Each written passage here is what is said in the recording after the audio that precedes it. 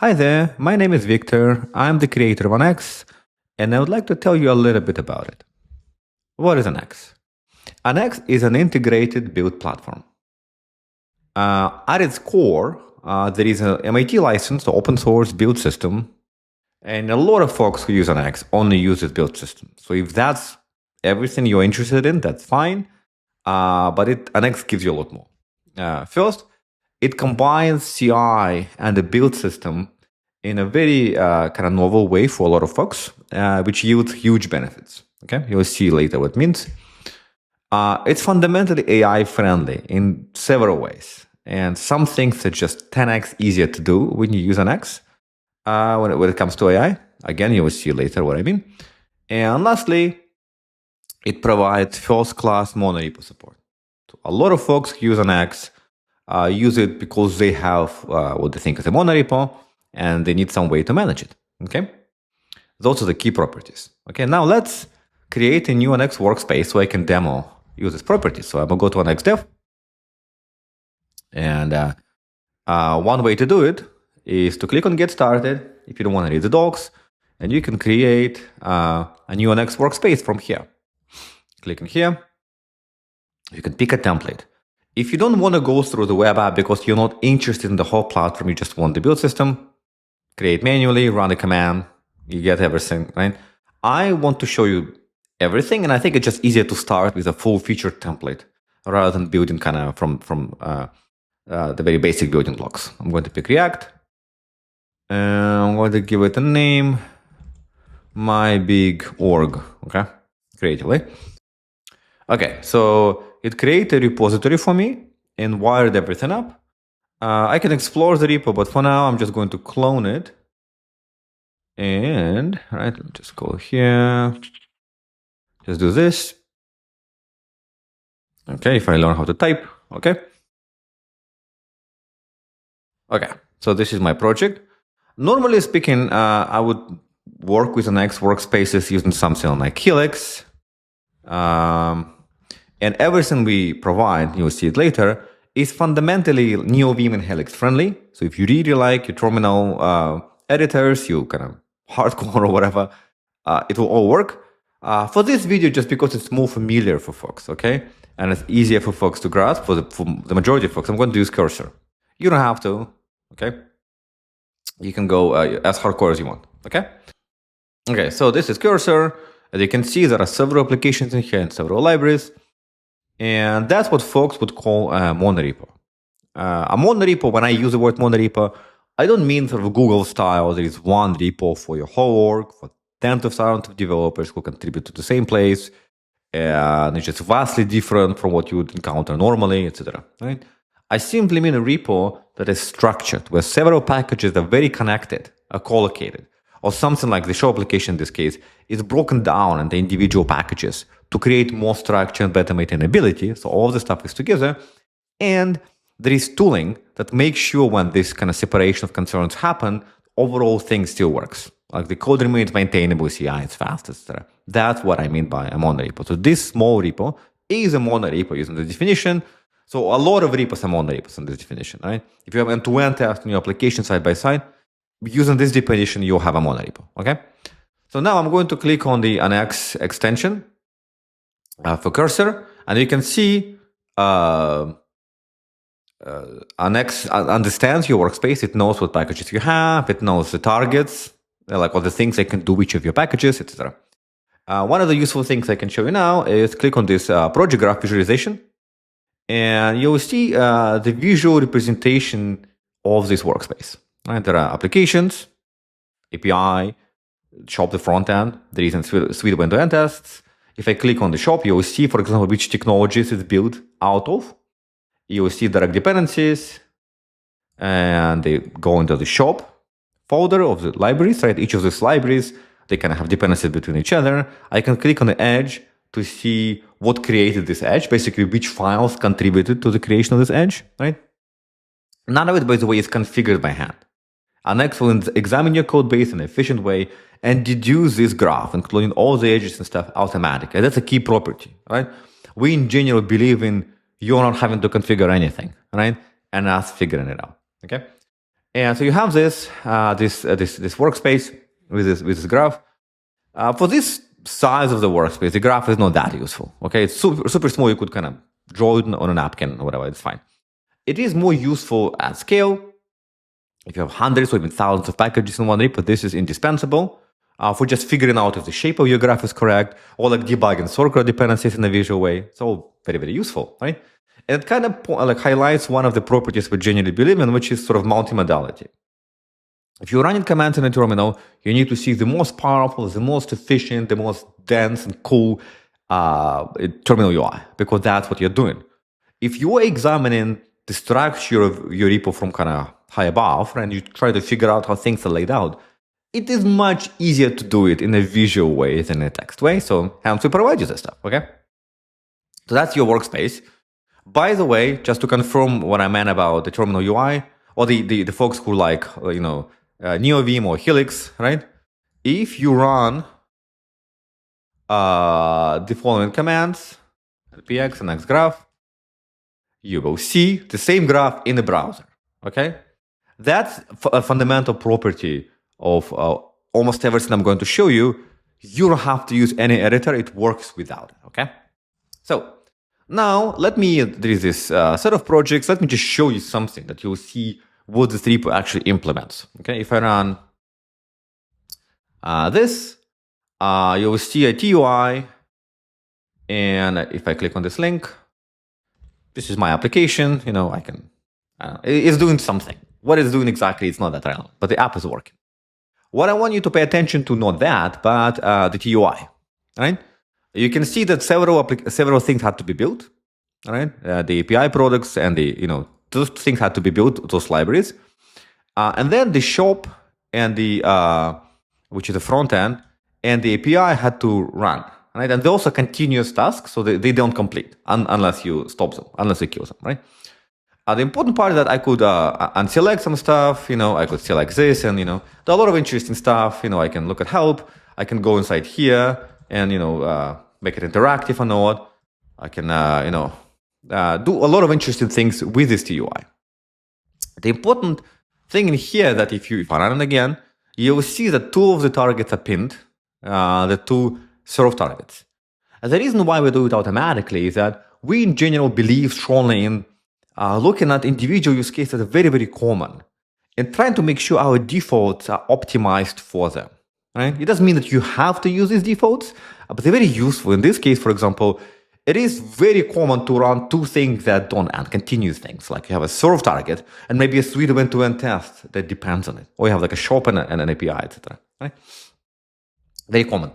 And because it's a core experience, like running tasks within like the core experience, a lot of the small details were, implemented. A lot of attention were paid to things like that, where you don't ever have to fight an X when you run tasks, but it kind of generally does what you would expect in the best possible way. Okay? So we have this TUI. It's pretty cool. The question you should be asking, though, is that, so I have this sort of shop. What does it mean? How does it know what to serve? And I will show you. Okay? So if I open the shop application, in here, you'll see there is a package JSON. It's a normal package, nothing crazy about it. I open this package JSON, and there are no NPM scripts. There is no serve NPM script, right? How does it know what to do, right? And if we click on this, right, we will see the targets or things that Nx can do with this folder, with shop, not with API others, with shop in particular, right? And the way Nx does it is kind of akin to how editors work. Like if I right now using this package, the JSON file in Cursor, I don't have to teach Cursor every time I encounter package JSON file what it is. It knows, okay? It shows me an NPM icon over here. It provides completion. It provides affordances for me for this package, the JSON file, because through its plugin system, or VS Code's plugin system, I guess, it has specific support for things like that I, the developer, don't have to configure Cursor or VS Code or IntelliJ or WebStorm and whatnot. I just use those tools and they reflect on my source code and provide good developer experience. We do the same. So if you want to have an NPM script, right, I could do scripts. Let me define a new script that I don't have. Let's say animals echo cats are greater than dogs. Controversial take, okay? And you'll see at the moment I save, an NPM script appears, it's right there. So whatever I could do in other build systems where you could define NPM scripts, of course you can do with Nx, right? We let you do the same stuff, arguably in a better way, but in a very similar way. We just don't encourage you to use NPM scripts. So why is that? The main reason is that every NPM script, this content of the script, is essentially a black box, right? If you are an orchestrator tool like Nx that tries to look at your packages and make a lot of arrangements of compute, especially if you want to distribute compute, we'll show you later. If I want to cache things, we'll show you in a second. You have to know a lot about what's going on. If you have a black box like this, you don't know what's going on. That means that you require the user, the developer, to configure everything. The moment the developer has to configure something, things will be misconfigured. You can do it. We don't prevent you from doing it. We do encourage you to do something else, right? And in this case, we encourage Nx to figure it out. In this case, Nx looks at your project and sees, you have a Vite file. That's peculiar. That probably means you are using Vite to build stuff, right? You can see targets are derived, right? And you can see the project details are associated with this Vite configuration file. It knows, for example, and you can actually show the icon over here that Vite was involved, right? It knows that the Vite plugin for Nx analyzes this file and configures, for example, the build target. It knows this target is cacheable, right? Meaning that if you don't change the files relevant to this computation, the outputs, what it compiles to, will be the same, right? So cacheable means it's very useful for scaling, and I will show you in a sec how it works. It configures the command, configures where it runs, it configures the input. That's basically what caching is. It knows what to include in here. So the build, for example, would ignore test files, quite reasonably so. It knows which external dependencies are relevant. It knows where the files are written. In this case, the files are written in the dist folder. Take a look. If I run this build, see the dist folder over here, right? It's been created. If I delete it, and I run, make it a bit smaller, it again, you will see it says local cache, and the same dist folder appeared over here, right? How does it know that it's written in the dist folder? Through some configuration by the user? Of course not, because that would go out of sync very quickly. Instead, it analyzes the configuration and knows, there is a dist thing over here. So if I change it to dist 1 to 3, this view is cached, so we'll have to wait for a second, but you will see soon it will be reflected in here in about a second or so. Okay, here we go. We need to change this thing so it doesn't take 10 seconds to refresh. Anyway, but the important part is that you just configure Vite that you need to do, and we examine your tools, whether it's Vite or something else, it doesn't matter, and we derive our configuration from your configuration. So you don't have to configure Nx. Generally speaking, you just configure what you want. So as you can see, it's all done for you, right? All of this stuff is configured for you via Nx plugin that you register and Nx the JSON. So in here, there is this plugin, and you specify the Vite plugin, and it just does all the Vite stuff. So generally speaking, this, it's about 100 lines in here, including some defaults for generators, lots of other stuff. This amount of configuration will be the same, roughly speaking, even if this workspace was 10 times the size or 100 times the size. So the amount of Nx configuration is reasonably small or very small, right? If anything, the configuration is removed from your repo because you no longer have NPM scripts. That things are gone. You don't need to tell us what to do. We figure it out, okay? But let me touch on one thing, right? Because I kind of showed you, Nx looks at your projects, analyzes them, right? Figures out how to configure everything, and then, configures it. Now you have, all those targets, okay? And then it lets you run those targets. So if I go right now and I do something like npx nx build shop, the shop will be built. In this case, it's going to be cached, right? And by the way, two things you need to note. There is GUI didn't appear in here. We didn't show you anything super interactive. Why is that? There is a single task running. There is no reason to show selection panel on the left, and because we know exactly that there is one thing running, we show you that one thing. Another example of this kind of attention to detail, where we never show you something that's irrelevant. We only show you the stuff that's relevant. Anyway, see this existing output match the cache left as is. What does it mean? It means that Nx knows that this folder is already there. There is no point even to restore it from the cache, right?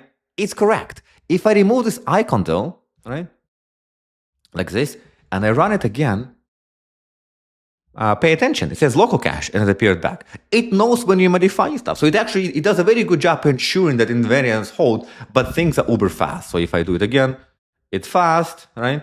Because it didn't have to do anything. It just need to make, here we go, made sure that all the files in the right place, we are good to go as if it executed. Okay, that's a magical part about the cache. If I go and I change my application and I, some change, right? And I rerun it again. This time it will have to recompute it. New value has appeared. The cache doesn't have, if I remove this, right?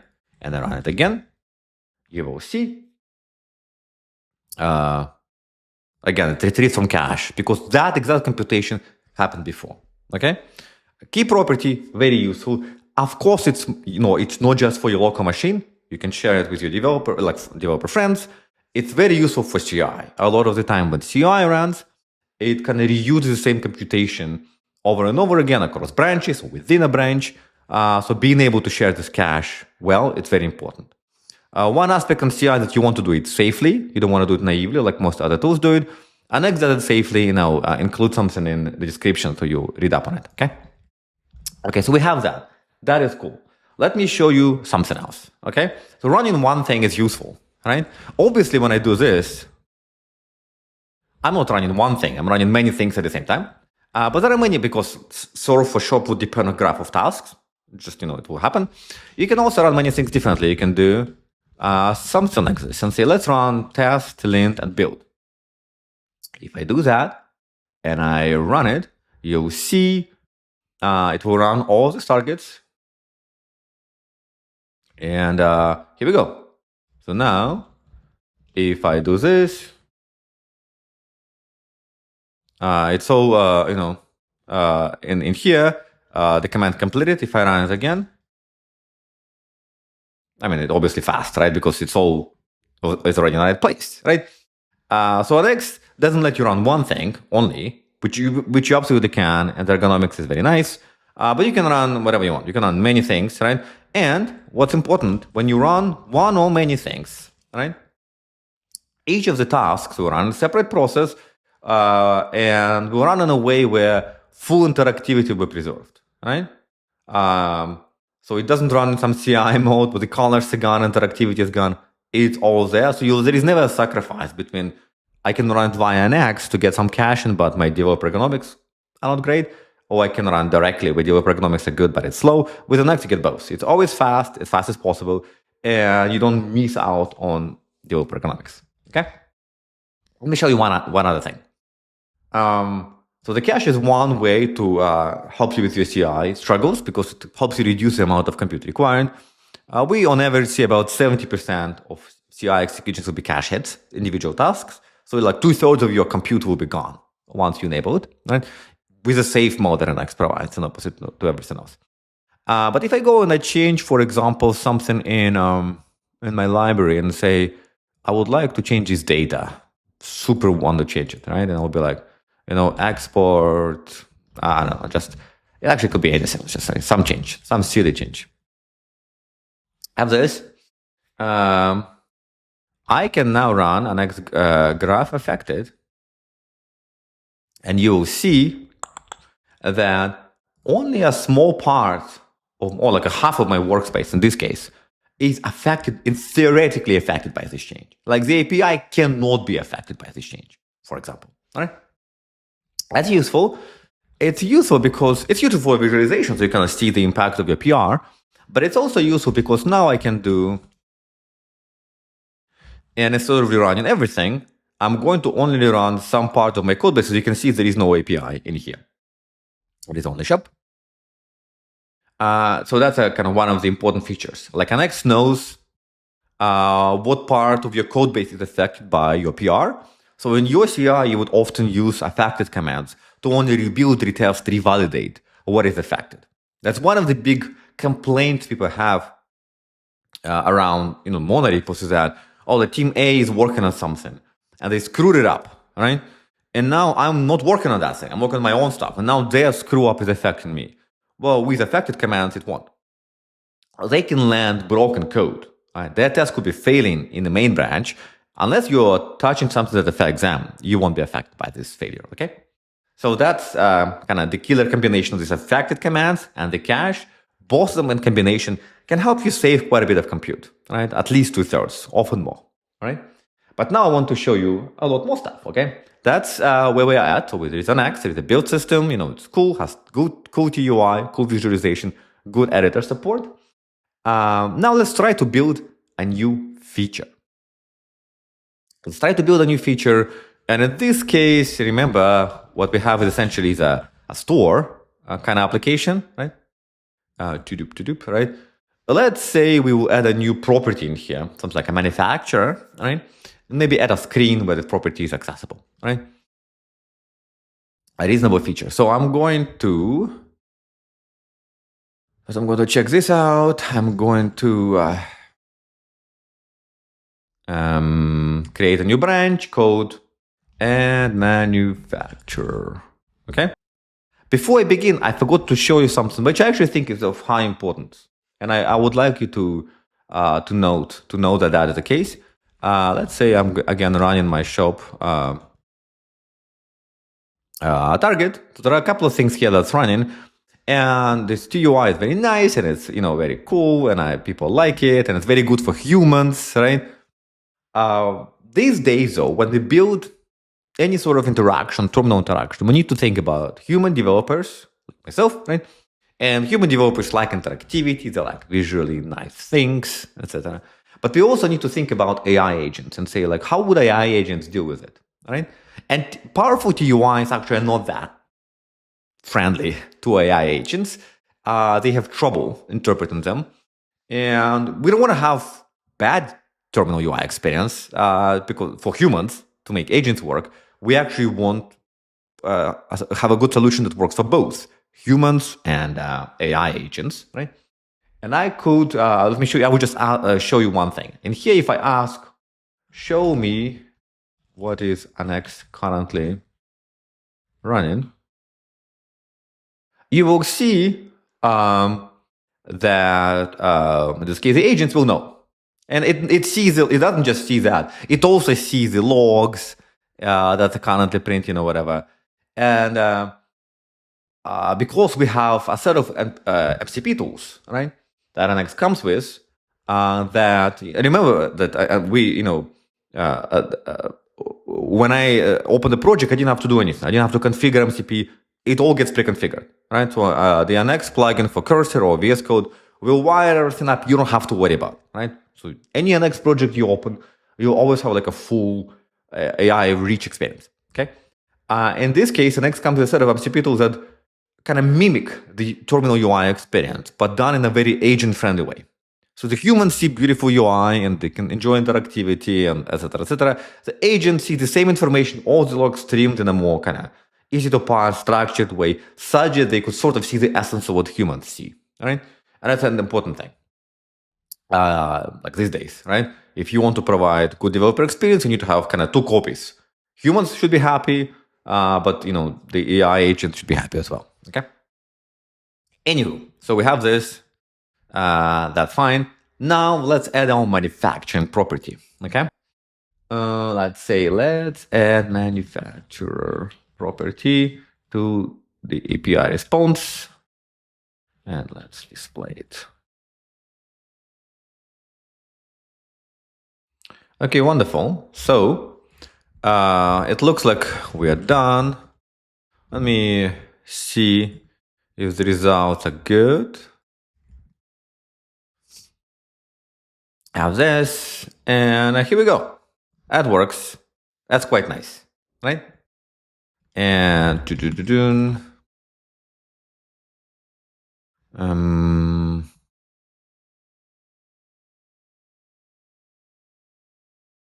that works. And the reason why this kind of works all right is that the change is actually a fairly straightforward change. That didn't require us to change the structure of the workspace. Just add one line here, one line there, and an AI agent is very good at this type of stuff. Okay.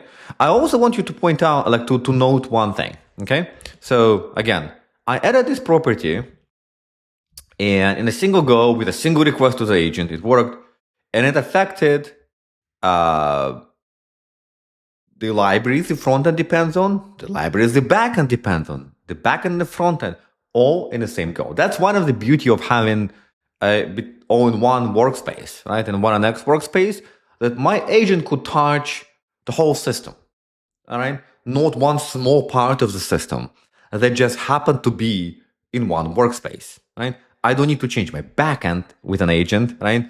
Then push it, release it, then go to the front end and try to communicate the API changes to make sure it's in sync and kind of basically transfer the context from repo to repo, right? Over and over again, wasting a lot of time. And here I could do it in a single go, the context is clear, and it can do a consistent change throughout the whole distributed system, okay?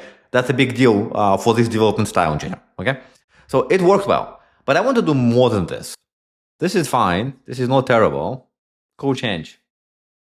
How do I do more than this?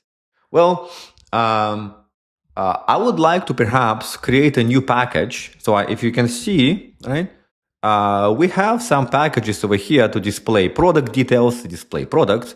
Maybe I can have another of those kind of feature libraries, like libraries that would display information about the manufacturer. Okay, seems quite reasonable. You know, it's kind of standard. Maybe it's my organizational standard. When I have a big screen with a bunch of information in it, I create a package because then I could ensure like consistency around. I have, maybe I have ownership around this, and it just creates a lot of like cool properties, right? If I partition my system into well-defined units rather than just one massive bucket of code. Okay, so let me do it.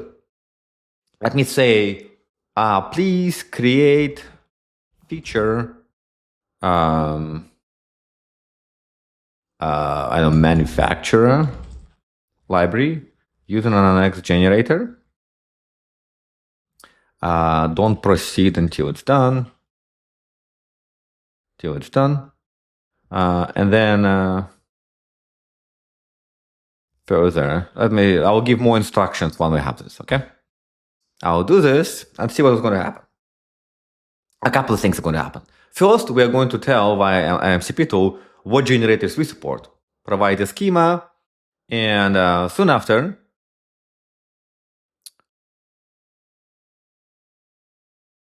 it's going to show me the UI, and I could play with this UI. As you can see, you just zoom out for just 1 second so we can see a little bit more. This is where it's going to create it. The library. I actually don't want to have any bundler, so I can tweak it if it is incorrect. I can, adjust it, right? And see the rest appears to be okay. Okay, and there is a lot more options, by the way, right?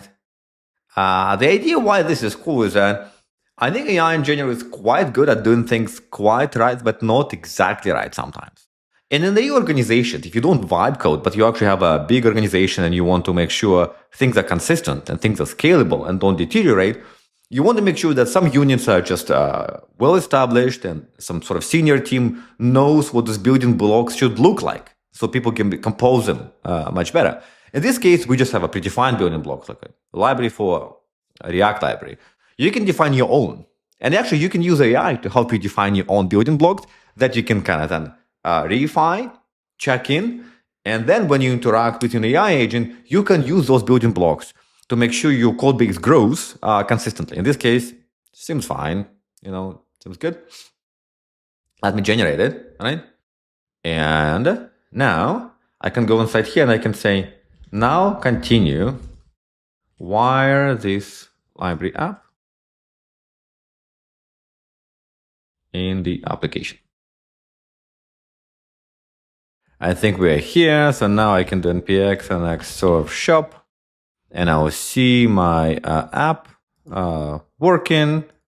I have this, I have my screen, etc. Right? Works. We're happy with it. The feature is there. Okay? So the important part I want you to take away in here is that there is a deeper integration when it comes to code generation with Nx and your AI agent to make sure that you have some predictability when you generate bigger things. like packages, modules, applications, because using AI agent always results in some variation based on a prompt, like time of day, lots of other things, the context that you kind of fill the agent with. So having those units of predictability can be very helpful, especially in our case, they integrate very nicely, where the agent just would invoke a generator, you would see it, confirm it, and the agent would just carry on. Okay. That's about it in here. I'm going to also make a small change to this application just to illustrate a different point. And I'm going to rename my application from an Nx shop demo to super shop demo. Okay, because, why not? I'm going to say, let's do rename title from Nx shop demo to super shop demo. Okay. Okay, cool. So we are here. We have our feature built in a nice way. Now let's create a pull request to see what the CI experience is like. Okay. Let me show you the CI config first, so you know what we're talking about. As you can see, it's pretty straightforward. I am simply running one command, and I'm saying, and I'm saying run everything in the most efficient way you can. Okay. And let us do it. And another thing, by the way, I'm doing here is that if something fails, and you'll see it in a second, I'm going to try to fix my CI. Okay. So let me push this change.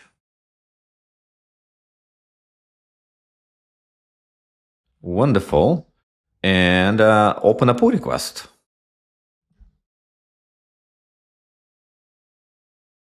Like this. Okay. And now let's wait for the pull request to complete. Okay, so now I'm back, and let's say I was doing some other work or thinking about something using agents or God knows what to create other branches.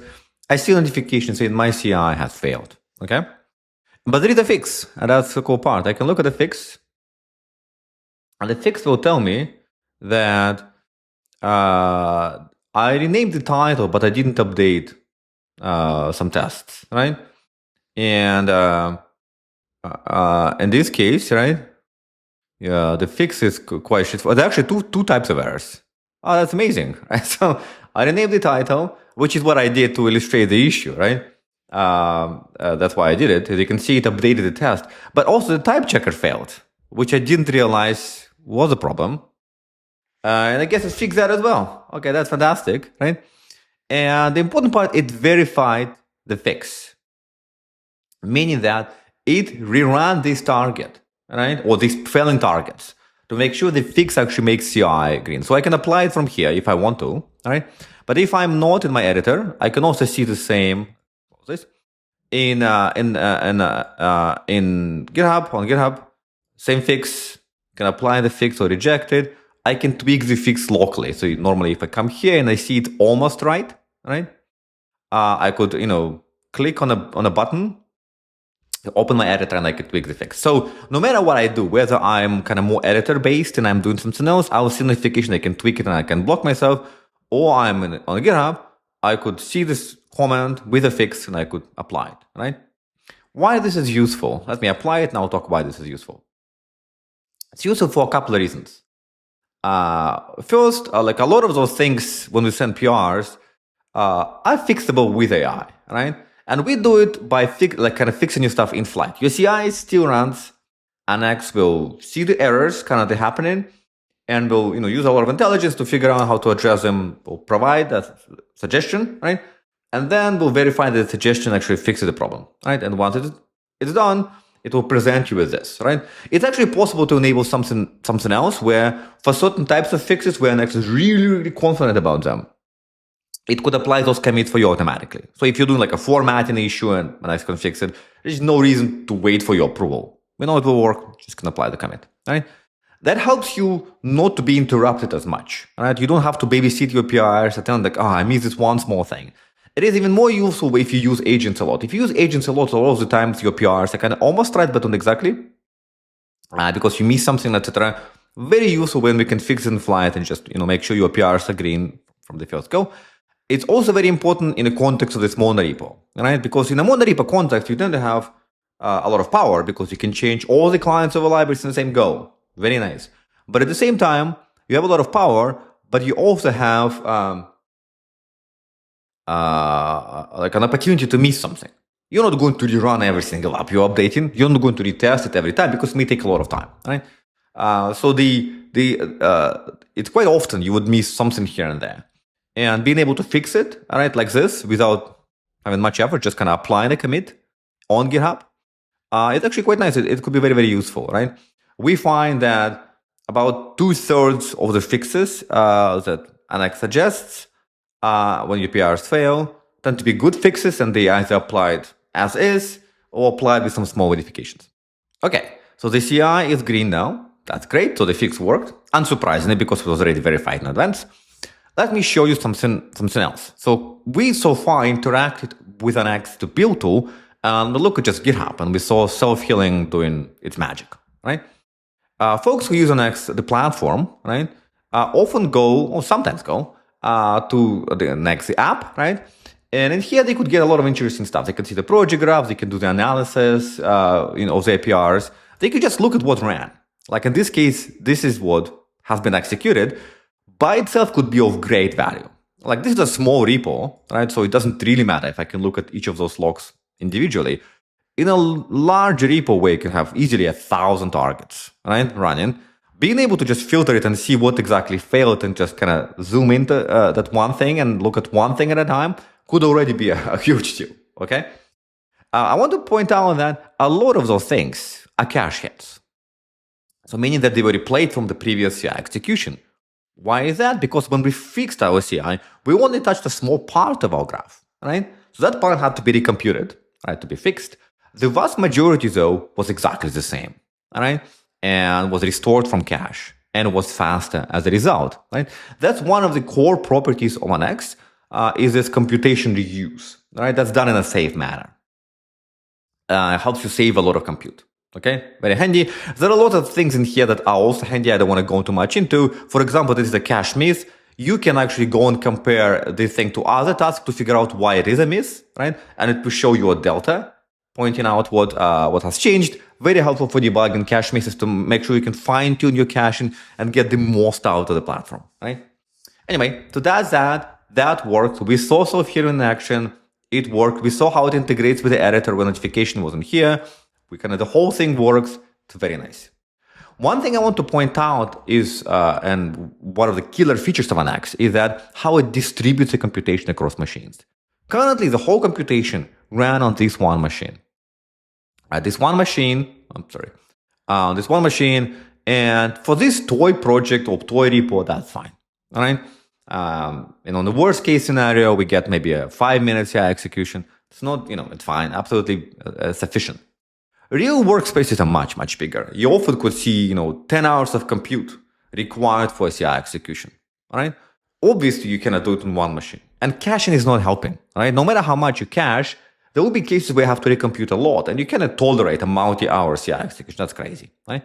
So you have to distribute. So a lot of the times what folks do, they would do things like they would create a lot of jobs, and they would try to do one job that just says, this job is going to just lint, and the other one would just test, or you try to partition things by hand. That doesn't work in practice for many reasons. Again, look at the description to see why. It's very limiting and only lets you scale a little bit further, but fundamentally cumbersome, not very scalable, very brittle. Nx solves it in a different way. In a way that's quite novel for a lot of folks who didn't work, say, at Google or Meta, right? Where this approach is just the way things are done, right? Where at those organizations, your build system, in this case, Nx, this build platform bit, is what's responsible for scaling your execution, right? You don't use GitHub Actions to scale your execution to make things fast. GitHub Actions should be used just for outlining what you want to do. I want to do this and this and this, and I want to run this command. That's it. There is nothing like this configuration shouldn't increase, right? With your repo growing. You shouldn't address performance concerns or reliability concerns in GitHub Actions because it's a bad way to do it, and fundamentally you'll hit a lot of walls in there. Not good. Instead, you want to say, I would like to configure my recipe here, and then the build platform, in this case Nx, should figure out how many machines it needs, spread it out, do all the compute stuff, etc., and do the distribution, right? That's what we want to do. So let me show you how it works. First, I need to pull my changes. Okay, perfect. And here, I'm going to uncomment this line. This one line is everything I need to do to enable distribution. There is a way to do it, a more sophisticated way to like have variable number of machines I'm distributing across and do a lot of interesting things. I'm not going to do it now because it's just not worth it, sort of thing, right? For this toy example, but believe me, you can scale it and you can make it like a lot more robust and fine-tuned. In this case, this is good enough. To change it to this. That is it. I'm just saying distribute it on 3 machines. Done. Okay. Let me check it in. Enable distribution.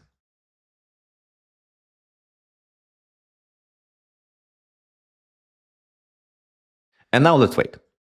The CI has completed. This is a small repo, so it's kind of a bit of a gimmick. We don't really need distribution in here. For any repo of size, though, like anything beyond small, basically, if you have a real team of like 5 developers working on something, you would need distribution because one machine just won't be enough, right, to execute a CI, especially if you run end-to-end tests and doing anything interesting with Docker and stuff, right? So you could see that if I go inside here and I open my GitHub Actions, and I can look at my command, it appears that everything run on one machine, right?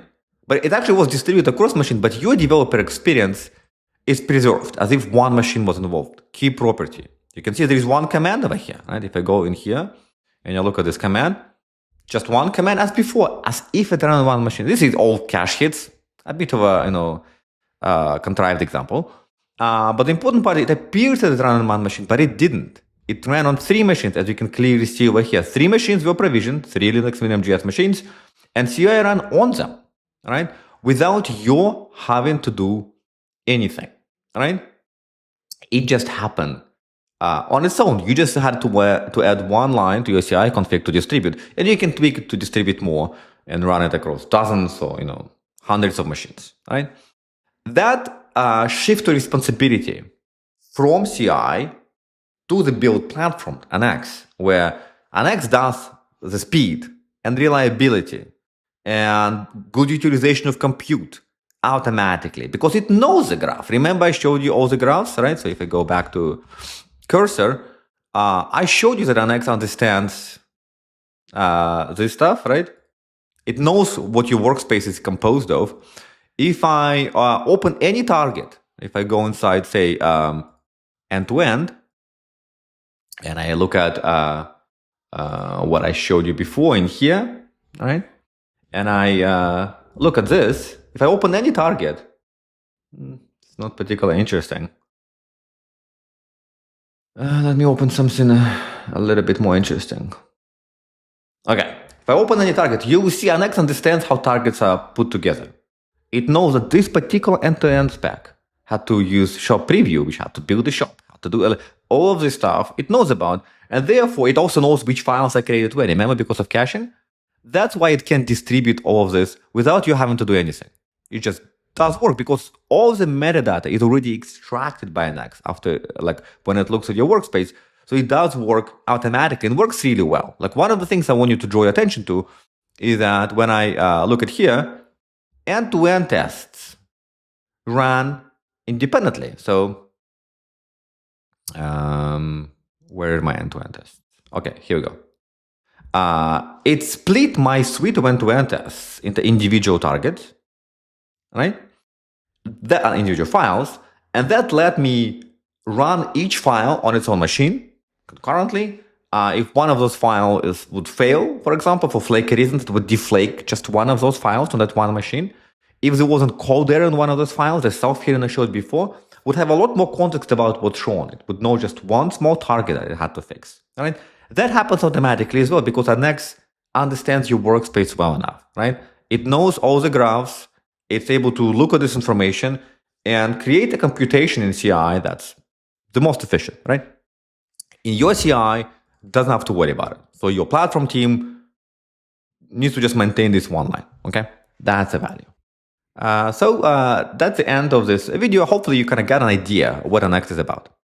Nx is an integrated build platform where at its core, there is this MIT licensed build system. So everything you saw me do in Cursor, running tasks, TUI, visualizations, the cache, etc. It's all this MIT licensed build system. Very useful, very handy, provides a ton of value, right? What makes Nx, and that's already a quite different thing. Like, I'm not aware of anything else that has the same introspective model that we have that lets you configure nothing and gets a lot of performance and ergonomic benefits, right?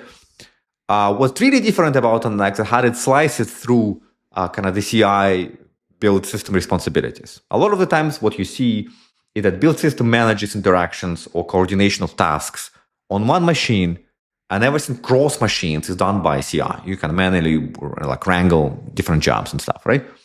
Nx does it differently, and for many people that will be a novel way to do it.